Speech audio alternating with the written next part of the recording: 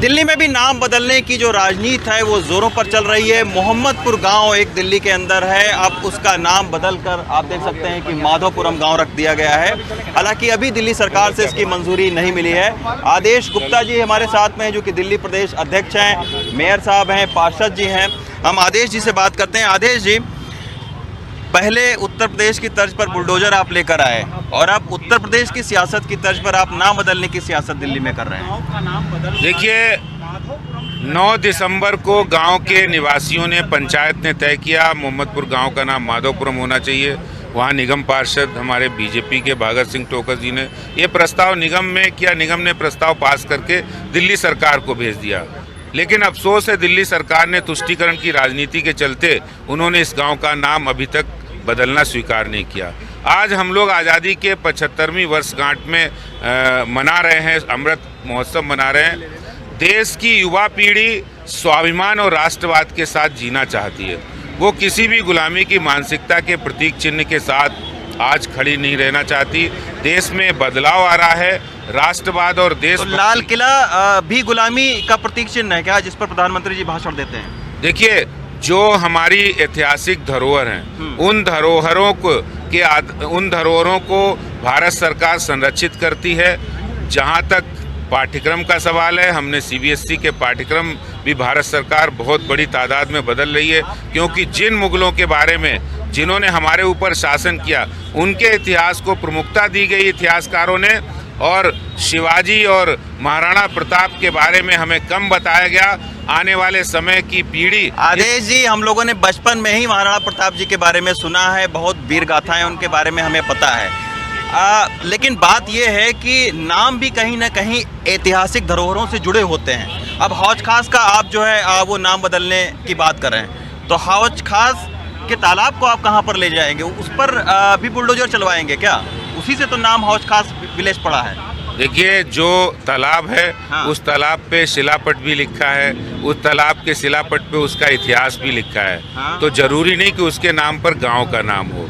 गांव का नाम भारत की स्वतंत्रता आंदोलन में जिन्होंने आज़ादी दिलाई, जिन्होंने स्वतंत्रता संग्राम में लड़ाई लड़ी, उन गांव के वीर सपूतों को, जिन्होंने फौज में रह के पाकिस्तान और चीन को शिकस्त दी और देश और समाज के लिए कुछ कर गुजरने वाले ऐसे वीर सपूत, वो हिंदू हो मुसलमान हो, इससे कोई फर्क नहीं पड़ता, लेकिन उनके नाम पर नामकरण हो, जो देश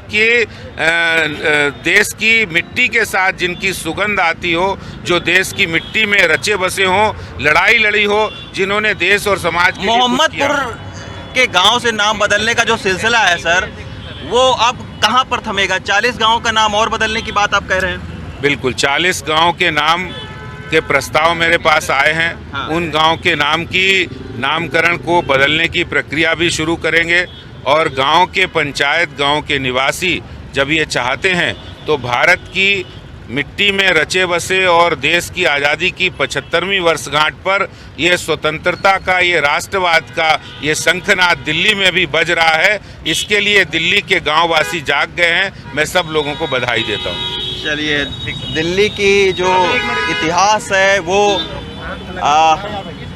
महाभारत काल से शुरू हुआ है, और चौहान, मुगल, इसके बाद अंग्रेज़ों तक आया है। लेकिन उस इतिहास के बजाय अब एक ख़ास तरीके का इतिहास जो है वो बढ़ाने की बात आदेश गुप्ता कह रहे हैं। कहीं ना कहीं ये पूरा जो मामला है ये सियासत से भी जुड़ा नज़र आ रहा है, क्योंकि नगर निगम के चुनाव हैं। अभी हालांकि 5-6 महीने का डिले हो चुका है, लेकिन उसके बावजूद नगर निगम के चुनाव में जिस तरीके से उत्तर प्रदेश के सियासी मैदान में बुलडोजर और नाम बदलने की राजनीति की गई, उसी तर्ज पर लग रहा है कि दिल्ली में भी जो है वो सियासत बीजेपी की उसी दिशा में जा रही है। ये आप देख सकते हैं, ये मोहम्मदपुर गांव है, जो कि अब माधोपुरम गांव का बोर्ड यहाँ पर लगा दिया गया है, जहाँ पर तमाम मीडिया के लोगों को बाइट दे रहे हैं आदेश गुप्ता जी। उनके साथ में मेयर हैं, अभी हम मेयर से भी बात करने की कोशिश करेंगे। भगत जी, ये बताइए, ये नाम बदलने का क्या नुकसान था और अब क्या फ़ायदा मिलने लगेगा आपको? देखिए, नुकसान तो ये है कि गुलामी के प्रतीक चिन्हों को कब तक ढोएंगे। अच्छा। सबसे बड़ा नुकसान तो यही है।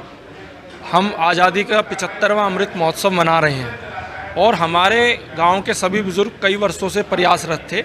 उन्होंने जिस समय जब उत्तर प्रदेश के अंदर आधिकारिक रूप से नाम बदले गए, मध्य प्रदेश में बदले गए, और अन्य जगह पर बदले गए, तब गांव के लोगों ने पंचायत करके मेरे समक्ष ये प्रस्ताव रखा। निगम की हाउस से ये प्रस्ताव पास करा करके हमने दिल्ली सरकार को ये प्रस्ताव भेज दिया है और दिसंबर में भेज दिया है। उसके ऊपर अभी तक उन्होंने संज्ञान नहीं लिया। इससे क्या फ़ायदा मिलेगा गाँव वालों को? नाम का तो महत्व है, क्या महत्व है? बहुत महत्व है। आपने बचपन से इसी नाम को नहीं आप जीते हुए, आप सुनते देखिए हुए देखिए देखा। देखिए आपको क्या देखिए, बन गए आप? देखिए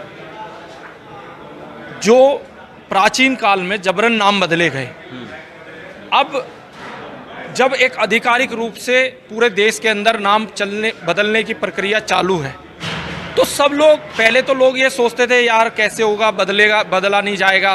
तो अब जब भेड़ चाल में आपका गांव भी नहीं, देखिए दिल्ली की शुरुआत जो है आज माधवपुरम से हुई है। मोहम्मदपुर गांव का जो इतिहास है वो आप देखिए कि बहुत ही पुराना गांव है। मेरे ठीक पीछे एक यहाँ पर बहुत ही प्राचीन और ऐतिहासिक जो धरोहर है वो भी मोहम्मदपुर गांव में बनी हुई है। हालांकि अभी आर्कियोलॉजिकल सर्वे ऑफ इंडिया का जो बोर्ड है उसके ज़रिए हमने पता करने की कोशिश की कि ये जो इमारत है आप मेरे पीछे देख सकते हैं, गुंबद है और एक बहुत ही ऐतिहासिक इमारत है, वो आखिर किसकी है और मोहम्मदपुर गांव कैसे पड़ा, इसकी जानकारी आर्कियोलॉजिकल सर्वे ऑफ इंडिया ने नहीं दी। लेकिन गांव के जो राजनीतिक व्यक्ति हैं उन्होंने अब ज़रूर जो है वो मोहम्मदपुर गांव का नाम माधवपुरम करने के उनके ओर से कोशिश की जा रही है। देखना है बुलडोज़र और नाम बदलने की इस सियासत से कितना सियासी फ़ायदा बीजेपी को मिलता है।